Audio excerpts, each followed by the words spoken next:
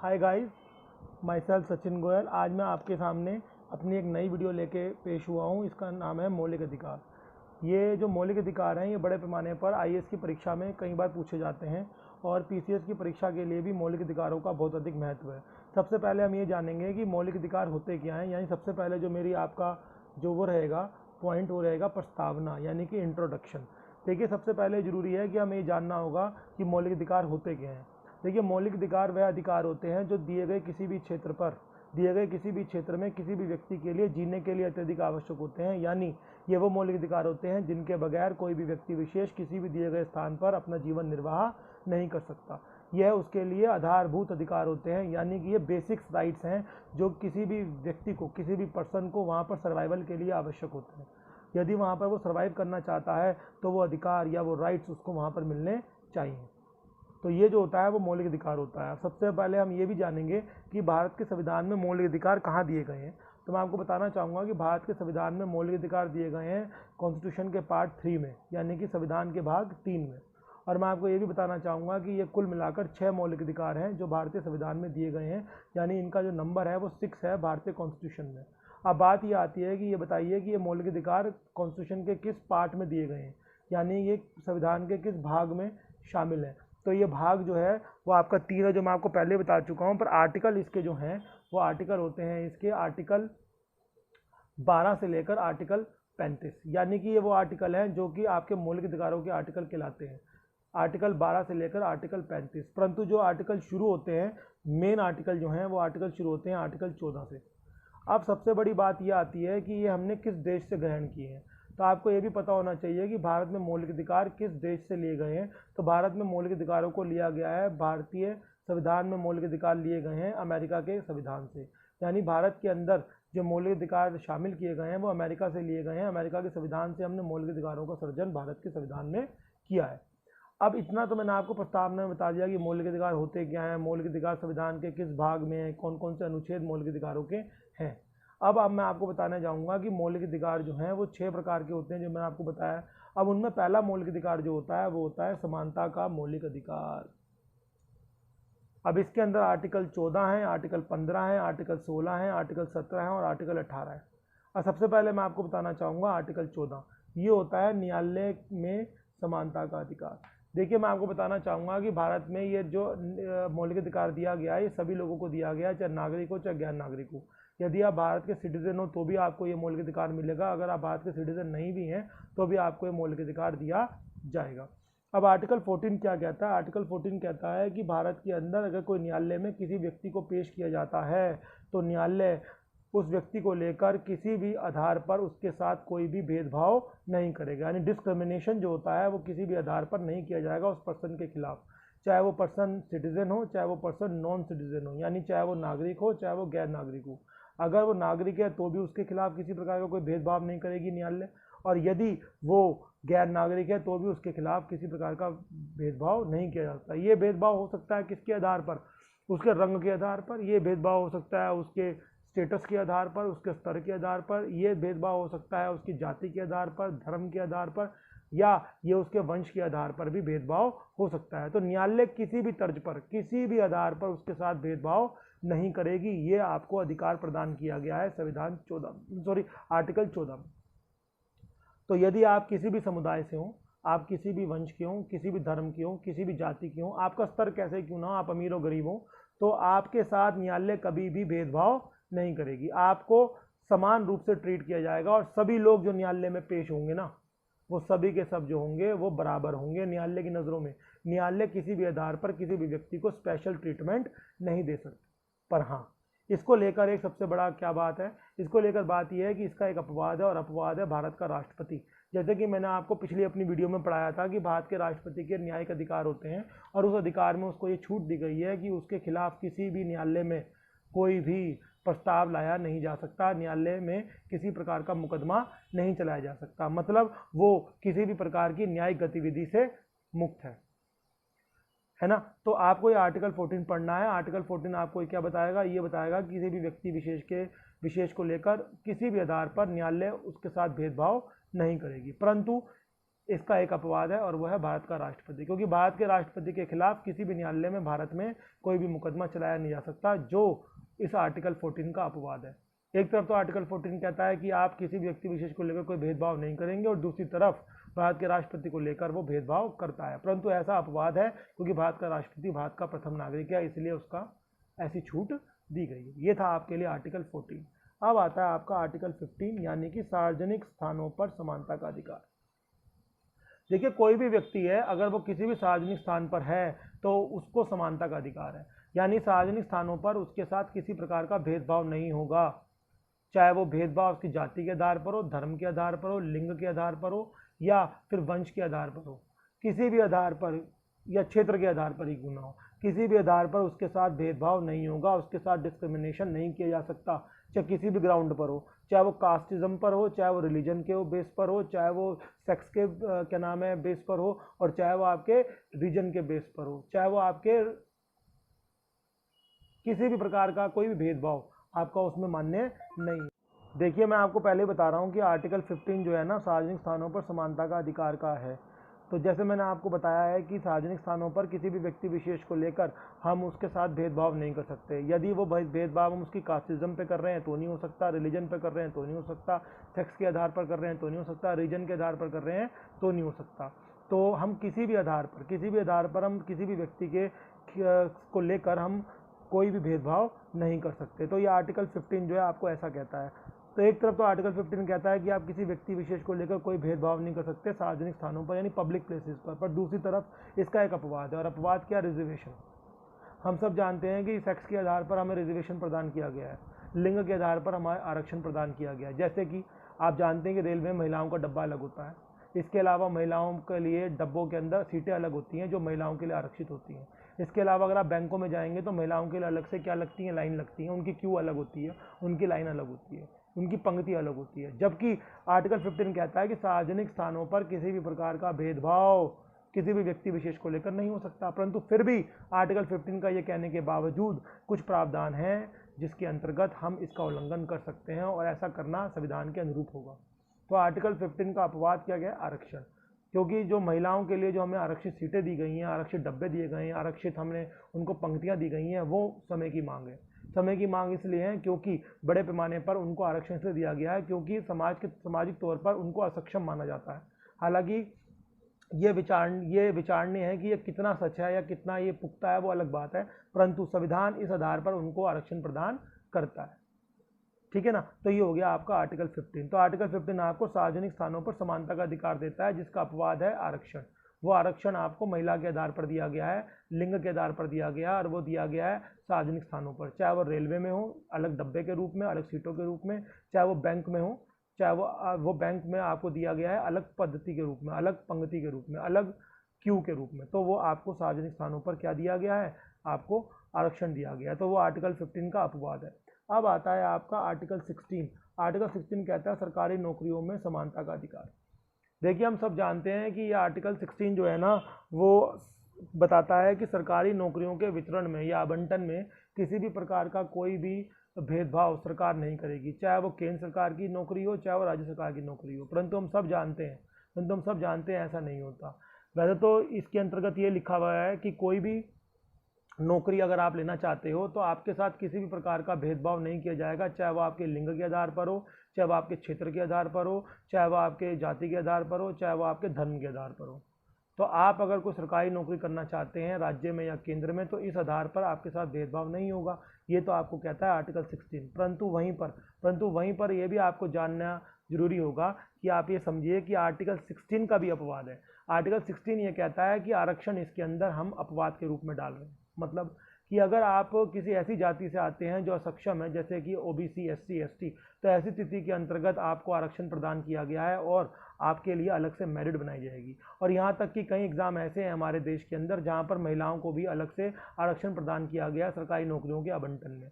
जैसे कि मैं आपको बताना चाहूँगा कि जहाँ पर कुशलता की आवश्यकता होती है, जैसे फौज या पैरामिलिट्री जो जॉब्स होती हैं, उसके अंदर महिलाओं के लिए अलग से फिजिकल होता है और महिलाओं के लिए मेजरमेंट भी अलग से होता है, क्योंकि उनको ऐसा आरक्षण प्रदान किया गया है। इसके अलावा अगर आप एसएससी या यूपीएससी का अगर आप एग्ज़ाम देने जा रहे हैं तो महिलाओं के लिए उसमें फ़ीस भी नहीं होती। जबकि पुरुषों के लिए उसमें फ़ीस होती है, यानी कि अगर आप लड़के हैं तो आपको फ़ीस सबमिट करनी पड़ेगी और अगर आप लड़की हैं तो आपको फ़ीस सबमिट नहीं होती। तो ये भी कुछ एक ऐसा आरक्षण है जो आपको प्रदान किया गया है, जबकि ऐसा आर्टिकल 16 करने से मना करता है, क्योंकि सरकारी नौकरियों के आवंटन में वो कहता है कि किसी भी आधार पर आपके साथ भेदभाव नहीं होगा, परंतु फिर भी किया जाता है क्योंकि आर्टिकल 16 जो है ना वो अपवाद के रूप में आरक्षण प्रदान करता है।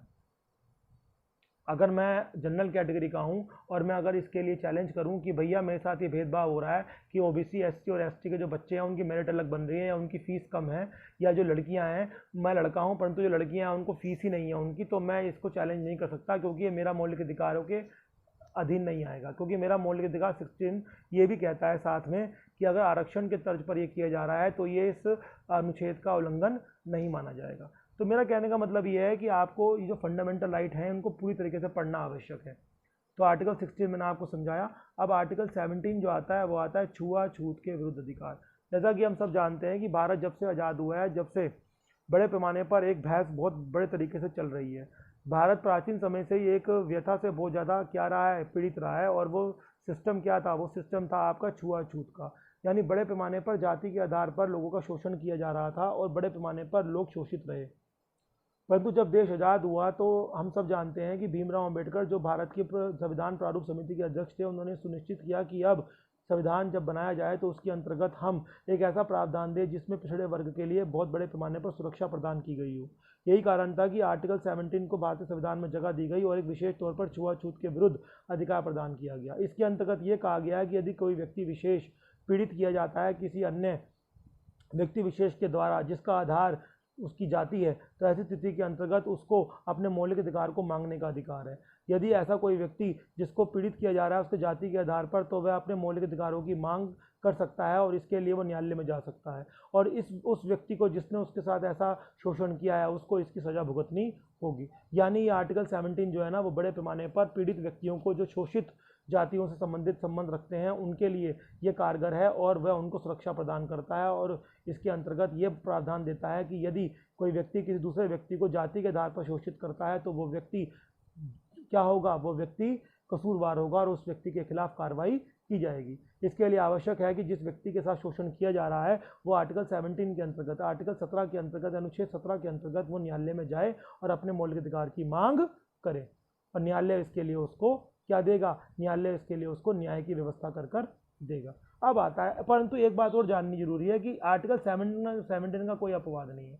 मतलब ऐसा कोई तरीका नहीं है जिससे आर्टिकल 17 को आप तोड़ सको या आर्टिकल 17 के प्रावधानों से आप अलग जा सको, ठीक है ना, ये ध्यान रखिएगा। इसका अपवाद नहीं है। 14, 15, 16 का अपवाद है, परंतु 17 का कोई अपवाद नहीं है। अब आता है आर्टिकल 18, जो कि समानता के अधिकार का आखिरी अनुच्छेद है। यह आर्टिकल 18 जो है उपाधियों का अंत रखता है। बच्चे इसको लेकर काफ़ी कंफ्यूज रहते हैं, क्योंकि अधिकतर बच्चों को ये समझ में नहीं आता। इसका प्रमुख कारण यह है कि ऑब्लिशन ऑफ टाइटल क्या है, उपाधियों का अंत क्या है। देखिए, ये एकमात्र ऐसा अधिकार है जो नकारात्मक अधिकार है, बाकी सब सकारात्मक अधिकार हैं, यानी पॉजिटिव नेचर के फंडामेंटल राइट्स हैं। ये केवल एक ऐसा अधिकार है जो नेगेटिव नेचर का है, यानी कि एक ऐसा अधिकार है जो आपसे कुछ चीज़ छीन रहा है। जितने और मैं आपको अधिकार पढ़ाए हैं या आगे पढ़ाऊंगा वो अधिकार आपको कुछ देंगे, परंतु ये एक ऐसा अधिकार है जो आपसे कुछ छीन रहा है। तो ये आर्टिकल 18 जो है ना उपाधियों का अंत है, जिसके अंतर्गत ये कहा जाता है कि कोई भी व्यक्ति विशेष अपने नाम के आगे कोई भी उपाधि धारण नहीं कर सकता। अगर वह ऐसा कर रहा है तो फिर वो मौलिक अधिकारों का हनन है। क्योंकि मान लीजिए कोई व्यक्ति अगर अपने नाम के आगे उपाधि ग्रहण कर रहा है तो वो इसलिए गलत है क्योंकि दूसरा व्यक्ति उसको ग्रहण नहीं कर पा रहा, और अगर वो ऐसा करता है तो फिर वो समानता कहाँ रही, वो समानता नहीं रही। क्योंकि समानता का अधिकार ये कहता है कि सभी प्रकार के लोग समान हैं, तो वो खुद स्वयं उपाधि को नहीं लगा सकता। यदि कोई व्यक्ति खुद अगर अपनी उपाधि को लगाना चाहता है तो ऐसा करने में वो प्रतिबंधित है। दूसरा व्यक्ति उसको उपाधि कह सकता है। दूसरा व्यक्ति ये कह सकता है कि भाई तुम जो ये हो, जैसे कि महात्मा गांधी को हम महात्मा बोलते हैं, तो महात्मा गांधी को हम महात्मा बोल सकते हैं, परंतु महात्मा गांधी खुद अपने आप को महात्मा लगाएंगे तो फिर वो क्या हो जाएगा, तो फिर वो आर्टिकल 18 का उल्लंघन माना जाएगा। क्योंकि महात्मा गांधी स्वयं को महात्मा कहकर नहीं पुकार सकते। ऐसे ही आपको मैं अगर कोई करंट में एग्जाम्पल दूं तो जिसके लिए आप देख सकते हैं बॉलीवुड का बादशाह। बॉलीवुड के बादशाह के रूप में हम जानते हैं किसको, शाहरुख खान को। तो शाहरुख खान जो है वो बड़े पैमाने पर अपने नाम के आगे बॉलीवुड का बादशाह नहीं लगा सकता। क्यों? क्योंकि बॉलीवुड का बादशाह जो है वो एक टाइटल है जो लोगों ने उसको प्रदान किया है, तो लोग उसको कितना ही पुकार लें बॉलीवुड का बादशाह, परंतु अगर वो खुद अपने नाम के आगे बॉलीवुड का बादशाह लगाना चाहे या नेम प्लेट लगाना चाहे या विजिटिंग कार्ड छपवाना चाहे तो ऐसा संभव नहीं है। ऐसा आर्टिकल 18 का क्या माना जाएगा? उल्लंघन माना जाएगा, क्योंकि वो स्वयं को अपने दूसरों से अलग नहीं दर्शा सकता, क्योंकि ऐसा उसको करने का अधिकार नहीं है, क्योंकि और लोगों को ये मौलिक अधिकार है कि वो उसकी तरह दिखे, वो उसकी तरह पहचाना जाए। परंतु दूसरा आदमी अगर उसको अलग दिखाना चाहता है तो दिखा सकता है, हम उसको कह सकते हैं बॉलीवुड का बादशाह, परंतु वो स्वयं को बॉलीवुड का बादशाह कहकर नहीं पुकार सकता। ठीक है ना? तो ये एक एग्जाम्पल दिया है मैंने आपको जो आजकल का प्रेजेंट एग्जाम्पल है। ठीक है ना? अगर वो नेम प्लेट लगाना चाहे अपने घर के आगे बॉलीवुड का बादशाह शाहरुख खान, नहीं हो सकता। या वो ऐसा करना चाहे विजिटिंग कार्ड बनवा ले और उसमें शाहरुख खान के नाम के आगे लगा ले बॉलीवुड का बादशाह, ये टाइटल है वो खुद नहीं ले सकता, वो खुद एज्यूम नहीं कर सकता, ये टाइटल दिया जा सकता है। ठीक है ना? उसको ये टाइटल दिया जा सकता है, परंतु टाइटल किसी भी हालत में लिया नहीं जा सकता, मतलब वो टाइटल जो है ना वो खुद ग्रहण नहीं कर सकता। इस बात को आप समझिएगा। ठीक है? तो मेरा कहने का मतलब है यह है आर्टिकल 18, परंतु इसके भी क्या कोई अपवाद है? जी हाँ, इसका अपवाद है। अब इसका अपवाद क्या है? इसका अपवाद है यदि कोई आपने एकेडमिक क्वालिफिकेशन की डिग्री ली है, आपने PhD ली है, आप डॉक्टर लगाना चाहते हैं, लगाइए, ये उल्लंघन नहीं है, आप खुद लगाइए, कोई प्रॉब्लम नहीं है। आप लॉयर हैं, आप लॉयर लगाना चाहते हैं, लगाइए, कोई प्रॉब्लम नहीं। CA हैं, CA आप लगाइए, MBA हैं आप लगाइए, आप BB हैं आप लगाइए। इसके अलावा कोई भी प्रोफेशनल कोर्स में आप BTech है, MTech हैं, अपने नाम के आगे लगाइए। इसके अलावा डॉक्टर हैं तो MBBS लगाना चाहते हैं, लगाइए, लगाने में कोई प्रॉब्लम नहीं है, क्योंकि ये आपकी एकेडमिक क्वालिफिकेशन कहलाती हैं। आप अपने नाम के आगे खुद लगा सकते हैं, इवन आप चाहें तो नेम प्लेट भी बनवा सकते हैं अपने घर में लगाने के लिए। इसके अलावा आप विजिटिंग कार्ड भी इस टाइटल के साथ छपवा सकते हैं, क्योंकि ये शैक्षिक आपकी क्या मानी जाती हैं? उपाधियां मानी जाती हैं, जो आर्टिकल 18 के अपवादों में शामिल हैं। यानी मान लीजिए, अपवाद भी मत मान लीजिए, मान लीजिए कि ये छूट दी गई है आपको आर्टिकल 18 में, आर्टिकल 18 के अंदर ये उपाधियों के रूप में शामिल नहीं की जाती। अब आता है आपका क्या? अब आती है आपकी सैनिक उपाधियां। तो कुछ सैनिक उपाधियों से कर्नल है, जनरल है, लेफ्टिनेंट है, कैप्टन है, ये सब की सब जो है उपाधियां हैं, लगाइए, कोई दिक्कत नहीं है। संविधान आर्टिकल 18 आपको अनुमति प्रदान करता है, ये भी उपाधियों में शामिल नहीं की गई है और कहा गया है कि आप इनको लगाइए, लगाने में कोई प्रॉब्लम नहीं है। तो यदि कोई व्यक्ति सेना में है और वो कैप्टन है, लेफ्टिनेंट है, जनरल है, कर्नल है, किसी भी उस पर हो, तो ये आवश्यक है कि वो इसको बड़े पैमाने पर क्या करेगा? इसको बड़े पैमाने पर वो लगा सकता है, उसको ऐसा करने से रोका नहीं जा सकता। आर्टिकल 18 इसकी आपको अनुमति प्रदान करता है। ठीक है ना? तो ये हो गया आपका समानता का अधिकार, ये मैंने आपको पढ़ा। अब आता है आपका स्वतंत्रता का अधिकार। स्वतंत्रता का अधिकार ये आपका दूसरा मौलिक अधिकार है। इसमें आर्टिकल 19, 20, 21, 22 ये आर्टिकल प्रदान किए गए हैं। अब आता है आपका आर्टिकल 19 जिसमें है स्वतंत्रता का अधिकार। देखिए ये अधिकार जो है ना 6 प्रकार के हैं। पहला अधिकार तो इसके अंतर्गत ये दिया गया 19(1) में, ये कहा गया है कि सभी व्यक्तियों को अपने आप को दर्शाने का अधिकार है। वो अपने आप को पूर्णतः दर्शा सकता है और वो उसको ऐसा करने से रोका नहीं जा सकता। यदि कोई व्यक्ति किसी भी प्रकार के कपड़े पहनना चाहता है तो वो पहन सकता है, उसको ऐसा करने से रोका नहीं जाएगा, और अगर कोई रोकता है तो वो उसका मौलिक अधिकारों का हनन माना जाएगा। इसके अलावा अगर कोई व्यक्ति किसी प्रकार का व्यवहार करना चाहता है तो वो व्यवहार कर सकता है, उसको ऐसा करने से रोका नहीं जा सकता। अगर रोकते हैं कोई तो वो भी उसका मौलिक अधिकारों का हनन माना जाएगा। ठीक है? अब आती है आपका क्या? आपका आर्टिकल 19 का 2 भाग। इसके अंतर्गत क्या कहा गया आर्टिकल 19(2) में? इसके अंतर्गत ये कहा गया है कि कोई भी व्यक्ति या एक समुदाय बड़े पैमाने पर अगर चाहे तो किसी दिए गए स्थान पर इकट्ठा होने का उसको अधिकार है। ठीक है ना? अब कोई भी व्यक्ति जो है ना वो क्या नाम है, झुंड में इकट्ठा हो सकता है किसी दिए गए स्थान पर। इसके लिए आवश्यक है कि वो शांतिपूर्ण तरीके से इकट्ठे हों। अगर उनके हाथ में कोई हथियार है या कोई किसी प्रकार का कोई लाठी है या कुछ और है या बंदूकें हैं, तो ऐसी स्थिति के अंतर्गत उनको मौलिक अधिकार 19(2) नहीं मिलेगा। 19(2) मौलिक अधिकार केवल तब मिलता है जब आप इकट्ठे तो हो रहे हैं, इकट्ठे होने का आपको अधिकार है, कोई प्रॉब्लम नहीं है, आप किसी दिए गए स्थान पर इकट्ठे हो सकते हैं, परंतु वो इकट्ठे होने के पीछे जो आपका मोटिव है, जो उद्देश्य है, वो शांतिपूर्ण होना चाहिए। अगर आपके पास कोई हथियार है, किसी प्रकार का कुछ है, तो फिर वो लॉ एंड ऑर्डर की समस्या मानी जा सकती है, कानून व्यवस्था को परेशानी मानी जा सकती है और आपसे आपका ये मौलिक अधिकार छीना जा सकता है।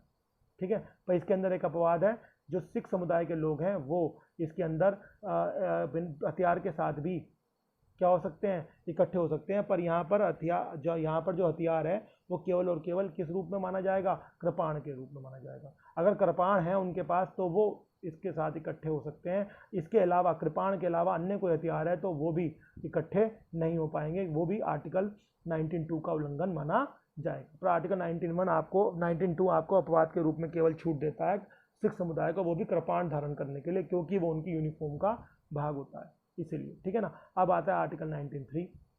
आर्टिकल 19(3) जो है ना, वो है आपको संघ या कोई भी संगठन बनाने का मौलिक अधिकार। आप अगर आप भारतीय नागरिक हैं, पहली बात तो ये आपको जानना जरूरी होगा, ये आर्टिकल 19 पूरा का पूरा केवल और केवल नागरिकों के लिए है, ये गैर नागरिकों के लिए नहीं है। आर्टिकल 19 के 6 अधिकार आपको केवल और केवल तब मिलेंगे जब आप भारत के नागरिक होंगे, वरना आपको ये अधिकार नहीं मिलेंगे। तो आर्टिकल 19 का जो 3 है ना, वो आपको क्या अधिकार प्रदान करता है, वो संगठन बनाने का अधिकार प्रदान करता है, कोई भी संघ बनाने का अधिकार प्रदान करता है। यदि कोई व्यक्ति भारत का नागरिक है और वो कोई संघ या संगठन बनाना चाहता है तो उसको बनाने का अधिकार है, उसको बनाने से रोका नहीं जा सकता, परंतु इसके लिए आवश्यक है कि वह संघ या संगठन भारत के हित में हो, राष्ट्रीय हित में हो, गैर कानूनी ना हो। अगर कोई ऐसा संगठन या संघ है जो गैर कानूनी है या फिर वो राष्ट्रीय हित में नहीं है, तो इस स्थिति के अंतर्गत आपको ये मौलिक अधिकार नहीं दिया जाएगा। जैसे कि अगर आप ड्रग्स बेच रहे हैं, उसका आपको संघ बनाना चाहते हैं तो गलत है। कोई अगर आप मान लीजिए क्या नाम है स्मगलिंग करते हैं, उसका संघ बनाना चाहते हैं तो गलत है। हथियार बनाना बैन, मतलब हथियार का इलीगल तरीके से अगर आप बेच रहे हैं, उसका कोई संघ बना रहे हैं तो वो बैन है। तो किसी प्रकार का संगठन, आतंकवादी संगठन है तो वो भी बैन है। तो उसके लिए अगर आप बनाते हैं तो ये मौलिक अधिकार नहीं है आपका कि आप कहोगे जी मेरा मौलिक अधिकार है जी तो बनाने का, इसलिए मैंने बना लिया। नहीं, मौलिक अधिकार आपको केवल तब मिलेगा ये आर्टिकल 19(3) का, जब वो गैर कानूनी या राष्ट्रीय हित में हो। अगर राष्ट्रीय हित में है तो कोई प्रॉब्लम नहीं है, आपको मौलिक अधिकार मिलेगा, और अगर गैर कानूनी है तो आपको मौलिक अधिकार नहीं मिलेगा, ठीक है ना। तो ये चीज़ ध्यान रखिएगा। अब आता है आपका 19(4). 19(4) क्या है? 19(4) ये है कि कोई भी व्यक्ति जो रह रहा है भारत के अंदर, नागरिक है, उसको भारत में कहीं पर भी घूमने का पूरा अधिकार है, उसको ऐसा करने से रोका नहीं जा सकता। फ्री रूप से घूमने का अधिकार है उसको, वो जहाँ चाहे घूम सकता है, उससे कोई परेशानी नहीं होनी चाहिए, ठीक है ना। अगर मान लो मैं यूपी का रहने वाला हूँ और मैं महाराष्ट्र में चला गया, और महाराष्ट्र में, और मैं नागरिक हूँ भारत का, तो महाराष्ट्र में मेरे को रोका नहीं जा सकता ये कहकर कि आप यूपी के हो जी, आप यहाँ क्यों घूम रहे हो, क्योंकि महाराष्ट्र और यूपी दोनों भारत के संघ के भाग हैं, और यही कारण है कि मेरे पास केवल नागरिकता भारत की है, यहाँ पर राज्य की अलग से नागरिकता नहीं है, एकल नागरिकता का भी प्रावधान आप सब जानते हैं। तो मेरा कहने का मतलब ये है कि अगर मेरे पास नागरिकता भारत की है तो मैं भारत के किसी भी क्षेत्र में स्वतंत्रतापूर्वक घूम सकता हूँ, ठीक है ना। पर इसमें एक अपवाद है, अपवाद ये है कि उन क्षेत्रों में आप नहीं घूम सकते जो कि विशेष तौर पर प्रतिबंधित किए गए हैं घूमने के लिए, समझे। अब मान लीजिए जहाँ परमाणु बम भारत के रखे हुए हैं, वहाँ पर आप जाना चाहेंगे हमें भैया घूमना है, तो वो तो प्रतिबंधित है, वो एरिया आप नहीं जा सकते। पार्लियामेंट में आप घूमना चाहें, आप सीधा मुंह उठा के पहुँच गए पार्लियामेंट में और कहें जी हम घूमना, हमारा आर्टिकल 19(4) है हमारे पास, तो आप नहीं कर पाएंगे। जिसका प्रमुख कारण है वो विशेष तौर से प्रतिबंधित किए गए हैं सुरक्षा के मद्देनजर। तो भारत की सुरक्षा के सामने आपके मौलिक अधिकार नहीं है।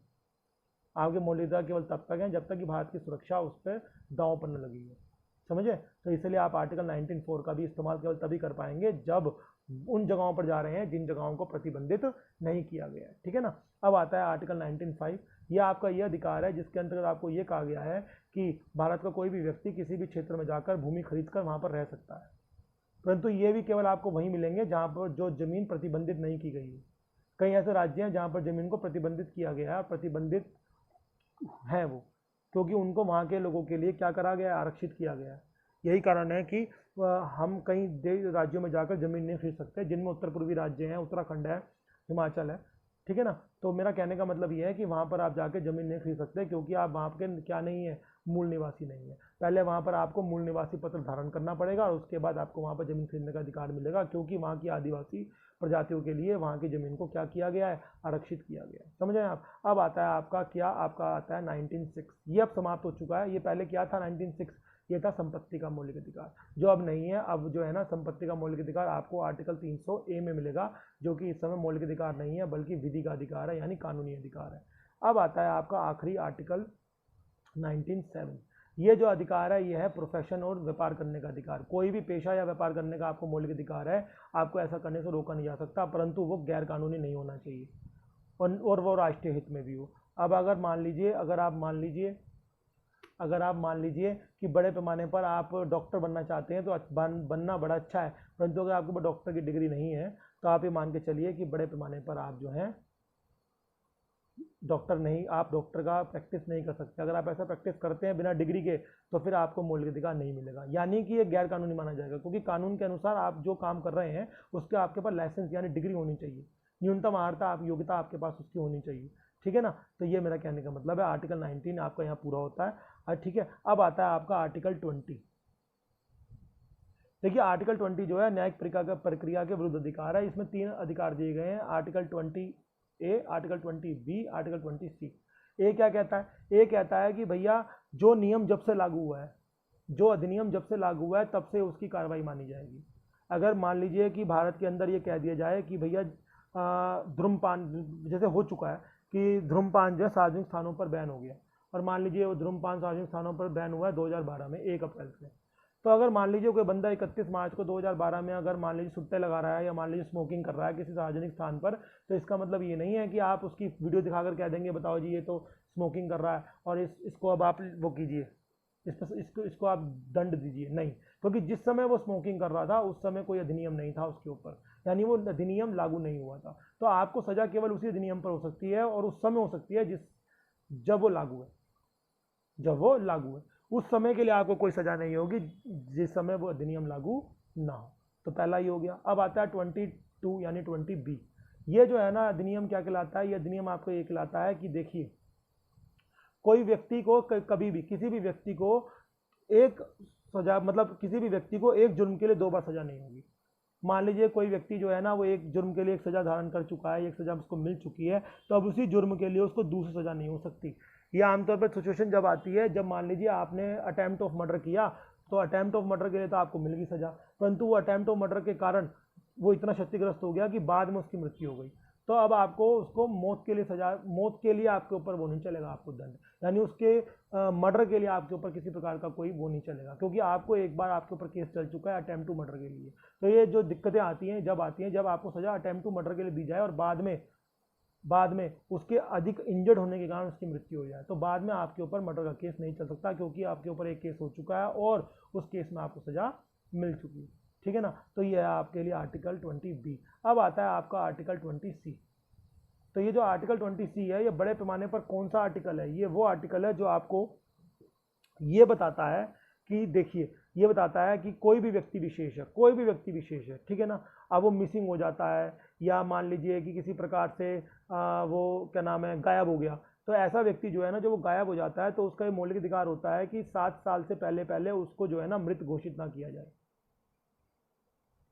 अगर 7 साल हो चुके हैं उसको मिसिंग हुए तो उसको मृत घोषित किया जा सकता है। ऐसी स्थिति के अंतर्गत वह व्यक्ति जो है ना मृत घोषित किया भी जाएगा। परंतु अगर वो 7 साल से पहले है तो उसको मृत घोषित नहीं किया जा सकता। इसका उसको फायदा ये होता है, कल को मान लीजिए वो आ जाता है इस पीरियड से पहले, तो उसको फिर अपने आप को सिद्ध करने की आवश्यकता नहीं पड़ती है कि वो जीवित है। अगर वो एक बार मृत घोषित कर दिया जाए तो ऐसी स्थिति के अंतर्गत बड़े पैमाने पर आप मान के चलिए, ऐसी स्थिति के अंतर्गत बड़े पैमाने पर आपको सारे डॉक्यूमेंट्स में वेरिफिकेशन करवाना पड़ेगा अपना कि आप जीवित हैं, और आपके पास एक बहुत बड़ी समस्या उत्पन्न हो जाएगी। और भारत जैसे देश में जहाँ पर लोग इतने करप्ट हैं वहाँ पर वो चाहेंगे भी नहीं कि बड़े पैमाने पर आपको वो क्या नाम है वो कर दें, क्योंकि वो बहुत तरीके हैं ऐसे जिनसे वो आप पैसा कमा सकते हैं आपको मृत घोषित करके।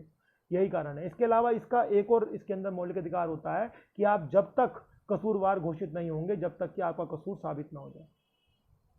ठीक है, यानी कि आपके ऊपर न्यायालय में केस चला और केस में जाकर क्या नाम है आप खुद कह दें भले से कि जी मैंने जुर्म किया है, मैं जुर्मी हूँ, मैंने कसूरवार हूँ, मैंने जुर्म किया, हाँ जी मैंने जुर्म किया, आप मेरे को सजा दीजिए, तो न्यायालय आपको सजा नहीं दे सकता। जिसका प्रमुख कारण ये है कि न्यायालय जब ही आपको सजा देगा जब जुर्म आप पर साबित हो जाए।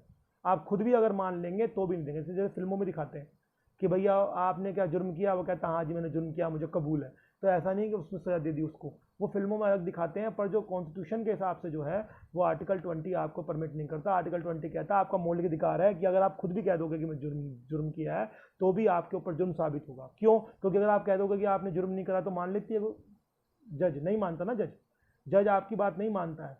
जज अगर आप कहेंगे नहीं जज साहब मैंने खून नहीं करा है या मैंने कोई जुर्म नहीं करा है, तो वो मानता है क्या? नहीं मानता। तो इसलिए अगर आप ये भी कह दोगे कि मैंने जुर्म किया है या खून किया है तो वो नहीं मानेगा। फिल्मों में आप मत जाइए, फिल्मों में अलग दिखाते हैं, ठीक है। तो मेरा कहने का मतलब क्या है? मेरा कहने का मतलब ये है कि ये आपको देखना होगा कि जो आर्टिकल 20 आपको 3 दिया गया है उसमें क्या क्या प्रावधान है। अच्छा, इसका एक अपवाद है। अपवाद ये है कि मान लीजिए कि आपने स्टेटमेंट दे दी है पुलिस को और वही स्टेटमेंट आपने दोहरा दी जज के सामने, तो फिर जज के ऊपर अधिकार है कि वो आपको सजा सुना दे। पर अगर आपने स्टेटमेंट दी है उससे आप पलट गए तो फिर आपकी जो है आपके ऊपर पूरा मुकदमा दोबारा चलेगा और कोई दिक्कत नहीं है। इसलिए आमतौर पर ये कहा जाता है, जिनको कॉन्स्टिट्यूशन की तमीज़ होती है, जिनको कॉन्स्टिट्यूशन का पता है ना, वो आमतौर पर ये कहते हैं कि अगर आप पुलिस की मार से बचना है तो आप वहाँ स्टेटमेंट दे दें, कोई प्रॉब्लम नहीं है, क्योंकि उस स्टेटमेंट की कोई वैल्यू नहीं है, उस स्टेटमेंट की कोई औकात नहीं है जज के सामने। तब है औकात जब जज के सामने आप वो स्टेटमेंट अपने मुंह से दोहरा दो और कह दो कि हाँ जी ये स्टेटमेंट मैंने लिखी है और ये स्टेटमेंट मेरी है, मैं कसूरवार हूँ। तब तो जज एक बार को आपको डायरेक्ट सज़ा सुना सकता है, पर फिर भी जज जो है बचता है आपको डायरेक्ट सज़ा सुनाने से, तब भी आपके ऊपर मुकदमा चलाने की वो कोशिश करता है। ठीक है, तो ये तो हो गया आपका आर्टिकल 20। अब हम जो है ना आर्टिकल 21 पे आएंगे। आर्टिकल 21 जो है ना वो जीने का अधिकार है। देखिए मैं आपको बताना चाहूँगा ये सबसे मोस्ट इंपॉर्टेंट अधिकार है।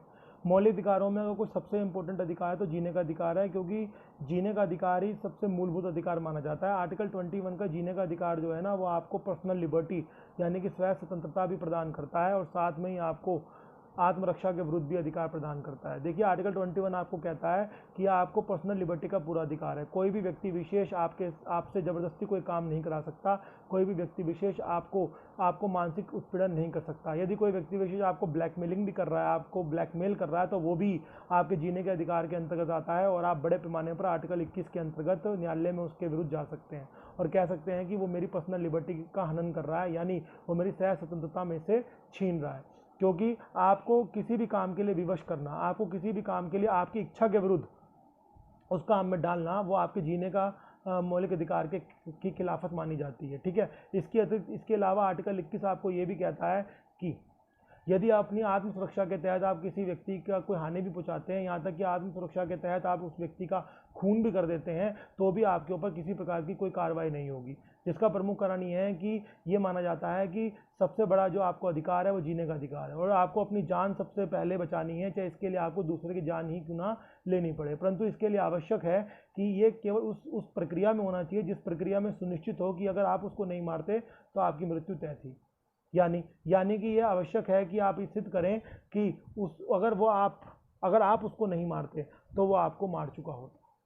तो इसलिए इसके लिए ये भी कहा जाता है कि यदि कोई व्यक्ति आपको मारने के लिए आया है तो वो ट्रिगर दबा चुका हो अपने उसका बंदूक का, और वो उस ट्रिगर दबाने के बाद जो शूट हुई है बंदूक, आप किसी कारण से बच गए या आपने उसका निशाना चूक गया या आप अपनी कुशलता से उस निशाने को आपने विफल कर दिया, तो ऐसी स्थिति के अंतर्गत अब आपके पास अधिकार है कि उसको शूट करें, और अगर उस शूट में वो मर भी जाता है तो आपके ऊपर किसी प्रकार का कोई भी मुकदमा नहीं बनेगा। परंतु इसके लिए ज़रूरी है कि वो अपना पहला अटैम्प्ट ले चुका हो।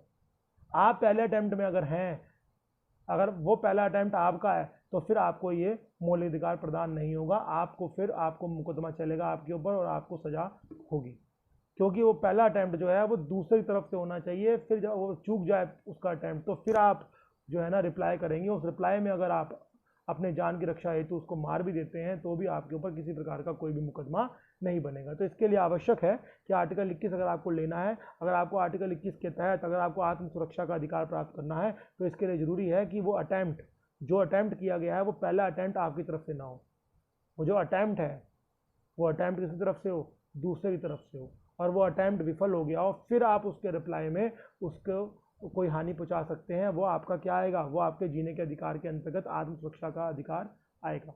ठीक है ना, अगर इस अटैम्प्ट में आपने उसको मार भी दिया तो भी आपके ऊपर कोई कार्रवाई नहीं बनेगी। ठीक है ना, ये था आपका आर्टिकल 21। परंतु ये आर्टिकल जो है ना सैनिकों को नहीं मिलता, क्योंकि भारत के अंदर कोई भी फंडामेंटल राइट सैनिकों को नहीं मिलता। अगर ऐसा हो जाए तो फिर सैनिक जो है ना, जो सैनिक देश प्रेम के अधीन कार्य नहीं कर रहे हैं, या सपोज कीजिए ऐसे कोई प्रॉब्लम आ जाती है तो ऐसी स्थिति के अंतर्गत वो वॉर फ्रंट पे जाने से मना कर सकते हैं और कह सकते हैं कि आर्टिकल 21 है हमारे पास, हमें जीने का अधिकार है, हमसे कोई भी ऐसा कार्य नहीं कराया जा सकता जिसमें हमारे जीवन को खतरा है। तो स्थिति के अंतर्गत वो मना कर सकते हैं जाने के लिए, इसीलिए आर्टिकल 21 को जीने के अधिकार को सैनिकों को नहीं दिया गया। ठीक है ना, अब आता है आपका आर्टिकल 22, और ये हमारा आर्टिकल जो है ना वो आज के लिए आखिरी रहेगा। ठीक है, तो ये आर्टिकल 22 जो है ना वो प्रतिबंधन के विरुद्ध अधिकार है। देखिए इस अधिकार के अंतर्गत ये कहा गया है कि यदि आपको पुलिस के द्वारा पकड़ा जाता है, अगर आपको पुलिस द्वारा पकड़ा जाता है तो आपको पकड़े जाने के 24 घंटे के अंदर पकड़े जाने के 24 घंटे के अंदर न्यायालय में प्रस्तुत करना आवश्यक होगा। और यदि ऐसा पुलिस करने में अगर कामयाब नहीं होती है या वो विफल रहती है तो इस स्थिति के अंतर्गत न्यायालय पुलिस के ऊपर उचित कार्रवाई कर सकता है। तो मेरा कहने का मतलब यह है कि अगर 24 घंटे में अगर आप नहीं हुए पेश न्यायालय में, पुलिस का ओनस होता है, पुलिस का दायित्व होता है आपको पेश करना। अगर वो करने में अब विफल हो जाती है ऐसा, तो फिर पुलिस को इसके लिए कोई भी क्या नाम है सज़ा भुगतनी पड़ सकती है। ये सज़ा जो है वो तय करेगा कौन? सज़ा करेगा तय न्यायालय। परंतु इसमें एक चीज़ देखने योग्य है, ये जो 24 घंटे का टाइम दिया गया है, इसके अंतर्गत एक तो समय यात्रा का इंक्लूड नहीं होगा, यानी यात्रा का समय इसमें शामिल नहीं होगा। जो भी आने जाने का समय है वो शामिल नहीं होगा। मान लीजिए आपको किसी और शहर से पकड़ा गया है और आपकी पेशी जो है किसी और शहर में है, तो ऐसी स्थिति के अंतर्गत जो समय लगा है उस शहर तक पहुंचने का, एक शहर से दूसरे शहर में जाने का, वो आपका काउंट नहीं होगा। और दूसरा, अवकाश का दिन काउंट नहीं होगा।